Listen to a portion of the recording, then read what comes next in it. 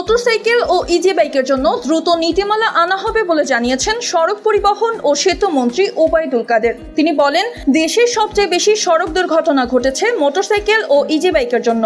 সড়ক থেকে এই বাহনগুলোকে বাদ দেওয়ার উপায় নেই, এজন্য দ্রুত নীতিমালা করার জন্য সচিবকে বলা হয়েছে। বুধবার 19 জুন বেলা 11:30টার দিকে সচিবালয়ে ঈদ শুভেচ্ছা বিনিময়ের সময় ওবায়দুল কাদের এসব কথা বলেন। সড়ক পরিবহন ও সেতু মন্ত্রী বলেন, এটা খুব দুর্ভাগ্যজনক যে দেশের সড়ক দুর্ঘটনা বেড়েছে। সম্প্রতি যে দুর্ঘটনাগুলো ঘটছে এর মধ্যে মোটরসাইকেল দুর্ঘটনাই বেশি হচ্ছে।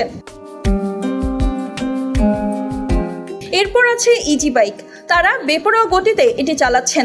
সড়ক থেকে এ বাহনগুলোকে বাদ দেওয়ার উপায় নেই, এজন্য সচিবকে বলা হয়েছে দ্রুত নীতিমালা করার জন্য। তিনি বলেন, সড়ক মহাসড়কে 3 চাকার যান ও মোটরসাইকেলের জন্য শৃঙ্খলা নষ্ট হচ্ছে, সেজন্য নীতিমালাটা খুব জরুরি। মানুষের জীবন আগে, জীবিকা পরে। জীবিকাকে রক্ষা করতে গিয়ে জীবনকে ঝুঁকিতে ফেলা হচ্ছে। মারিয়া মায়া, নবীন নিউজ, ঢাকা।